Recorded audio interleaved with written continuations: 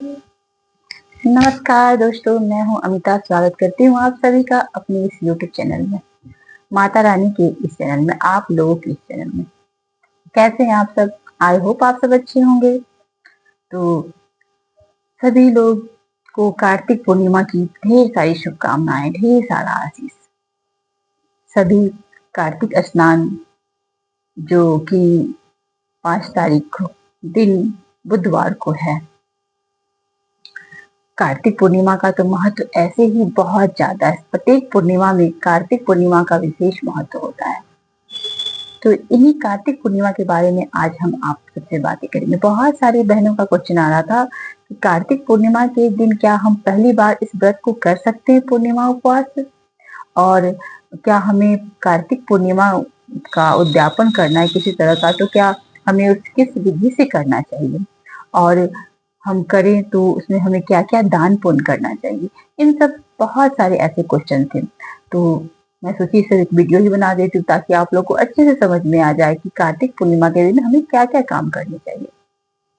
और ऐसे तो आप लोग जानते ही हैं कि अभी तुरंत देवशयनी एकादशी हुई थी। इसमें भगवान 4 माह की निद्रा पे चले गए थे। अब कार्तिक महीने में देव उठनी एकादशी हुई। इस दिन भगवान जगे हैं और उस दिन से ही सारे शुभ काम शुरू हो जाते हैं। तो अभी शनिवार को भी बहुत लोग देव उठनी एकादशी मनाए हैं और रविवार को भी मनाए हैं। 2 दिन हो चूंकि 2 दिन का ये एकादशी मनाया गया है, तुलसी विवाह किया गया है। तो एकादशी शनिवार को भी था और रविवार को भी था। जिनके यहाँ जैसे था उन्होंने वैसा किया। और जो लोग शनिवार को तुलसी विवाह कर लिए होंगे अच्छी बात है। जो नहीं किए होंगे, रविवार को चूंकि हम तुलसी नहीं छूते तो नहीं किए होंगे, तो वो कार्तिक पूर्णिमा के दिन तुलसी विवाह कर सकते हैं। इन सब बातों का मैं आप लोग से डिस्कशन करने आई हूँ ताकि मेरी बातें आप लोग को अच्छे से समझ में आ जाए और आप कोई गलती ना करें और सभी लोग इस कार्तिक पूर्णिमा का पूरा पूरा लाभ उठा सकें। सबसे पहले दोस्तों, यदि आपको मेरा ये चैनल अच्छा लगता है तो आप इसे सब्सक्राइब करें। हाँ, सब्सक्राइब करने के साथ साथ आप बेल आइकन दबाना बिल्कुल भी ना भूलें, क्योंकि जब भी मैं कोई नया वीडियो डालूंगी तो नोटिफिकेशन पहले सबसे पहले आपके पास जाएगा और आप इसका भरपूर लाभ उठा सकेंगे। क्योंकि आप लोग जानते ही हैं कि गलतियां भी मनुष्य ही होती है। हम या आप, जो कोई भी है, मनुष्य हैं और मनुष्य हैं तो गलतियां होगी ही। इसलिए यदि कुछ चूक हो जाता है हमें तो कृपया आप लोग क्षमा करें और मेरे इस वीडियो को खूब ज्यादा प्यार दें।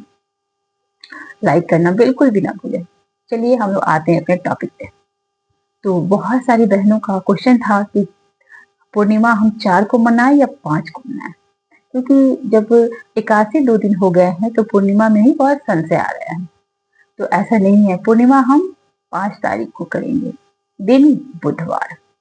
बुधवार को कार्तिक पूर्णिमा है और कार्तिक पूर्णिमा प्रत्येक पूर्णिमा में सबसे बड़ा पूर्णिमा माना गया है। उस दिन गंगा स्नान का भी बहुत फल है, बहुत महत्व है गंगा स्नान का कार्तिक पूर्णिमा में। और कहीं कहीं आप देखेंगे कि नदी किनारे तो बहुत सारे मेला भी लगते हैं और बहुत लोग तो पूरे कार्तिक नदी सरोवर के पास उसे सेवते हैं और अपना व्रत रखते हैं। इस तरह कार्तिक पूर्णिमा का तो जो महत्व है वो मैं आपको शब्दों में बयान नहीं कर सकती हूँ। बहुत विशेष शास्त्रों में इसका बहुत महत्व बताया गया है, लेकिन जितना मैं जानती हूँ आप लोग के साथ शेयर करती हूँ। वैसे सभी लोग समझदार हैं, सभी लोग जानते हैं बहुत कुछ, लेकिन जो बहनें नहीं जानती हैं वो अच्छे से जान लें।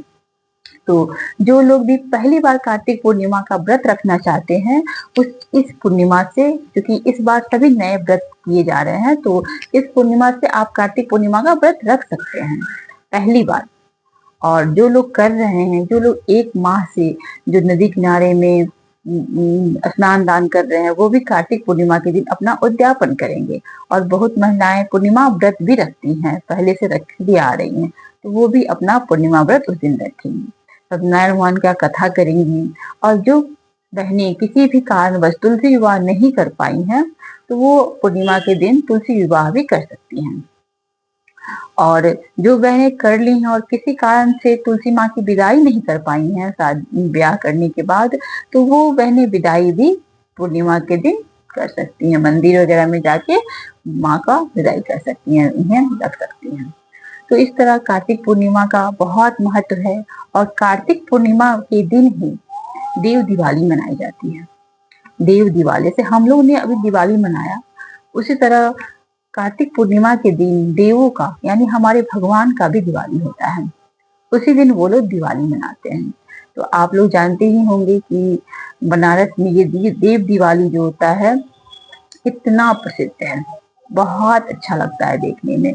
यदि आप लोग को कभी भी मौका मिले तो आप लोग बनारस की देव दिवाली जरूर देखें, बहुत अच्छा लगता है वहां जाके दिवाली देखना। तो आप लोग इग्नोर करें, तो गाड़ी उड़ी की आवाज आ रही है, मैं वीडियो शूट कर रही हूँ, तो इस आवाज को इग्नोर करें आप लोग। तो देव दिवाली मनाएं आप लोग। उस दिन कार्तिक पूर्णिमा के दिन सुबह सवेरे उठ के स्नान ध्यान करके तुलसी माता की पूजा अर्चना करें। तुलसी माता की, विष्णु भगवान की, केले के वृक्ष की, हर देवी देवता की आप पूर्णिमा के दिन पूजा कर सकते हैं। सत्यनारायण भगवान की कथा करवाएं अपने घर में, अच्छे योग्य ब्राह्मण को बुला के अपने यहाँ कथा करवाएं। यदि आप उसमें सक्षम नहीं हैं तो आप खुद भी कथा कर सकते हैं अपने घर में, या आपके पास कोई पंडित जी अवेलेबल नहीं है तो आप खुद से भी आप सत्यनारायण भगवान की कथा कर सकते हैं। तो इसका आपको अच्छे से विधि को जानना होगा कि कैसे मंत्रों द्वारा हम सत्यनारायण भगवान की कथा पूर्ण कर सकते हैं। ऐसा नहीं है कि जो आपको पता नहीं है तब कुछ भी कर लो, साधारण विधि से भी आप पूजा करोगे तो आपको उतना ही पुण्य हुआ, क्योंकि भगवान हमारे जो नारायण है वो तो भाव के भूखे होते हैं। तो आप लोग ये जान लें कि ऐसा नहीं है कि हम अगर कथा नहीं करेंगे तो भगवान हम पे खुश नहीं होंगे, वो भाव के भूखे होते। यदि आप उन्हें एक तुलसी पत्र भी चढ़ा देते हैं ना तो वो उसी में खुश हो जाते हैं। तो इस तरह आप लोग देव दिवाली के दिन जितने वृक्ष आपके घर में हो, आंवला का वृक्ष उसमें धूप दीप जलाएं, केले का वृक्ष है उसकी पूजा करें, सन्नी की वृक्ष की पूजा करें, तुलसी माता की पूजा करें, पीपल की वृक्ष की पूजा करें। और जहाँ जहाँ आपको आपके घर में है तो वहाँ वहाँ आप दीपक जरूर जलाएं। और संध्या के समय आप इन सब वृक्ष के पास दीपक जलाएं ही जलाएं, अपने दरवाजे पे, घर के मुख्य दरवाजे पे दीपक जरूर जला के रखें, क्योंकि देव दिवाली है और देव हमारे दिवाली में दीप जलाने से बहुत प्रसन्न होते हैं। इसलिए आप लोग दीप जलाना बिल्कुल भी ना भूलें दिवाली के दिन, देव दिवाली के दिन। और भगवान इससे बहुत प्रसन्न होते हैं, लक्ष्मी नारायण की कृपा बरसती है। और यदि आप लोग पहली बार इस व्रत को करना चाहते हैं तो आप इस पूर्णिमा से इस पूर्णिमा जो है 5 तारीख को, उस दिन से आप पूर्णिमा व्रत आरंभ कर सकते हैं। पूर्णिमा व्रत में आप सुबह सवेरे स्नान आदि करके जैसे विधिवत पूजा अर्चना करते हैं वैसे करें। मन ही मन संकल्प ले भगवान का कि आज से मैं पूर्णिमा व्रत उठाने जा रही हूँ। हे लक्ष्मी नारायण, आप जिस भी मन्नत रखते हैं वो मन्नत बताएं और उस दिन से आप पूर्णिमा व्रत रखें। संध्या के समय पूर्णिमा में पूजा अर्चना होती है। संध्या के समय हम चांद को अर्घ देते हैं, धूप दीप दिखाते हैं। इस तरह हम चांद को पूजन करने के बाद ही अपना व्रत खोलते हैं। तो आप लोग ये सब जरूर देख लें। और पूर्णिमा के दिन आप अपने घर में पूरी खीर जरूर बनाएं। कहा जाता है कि पूरी खीर बनाने से, भरा भरा बनाने से घर भरा पूरा रहता है। तो यदि आप पूर्णिमा के दिन अपने घर में उजला चावल का खीर, उजला खीर बनाना चाहिए, क्योंकि चंदा मामा को उजला खीर ही प्रिय है।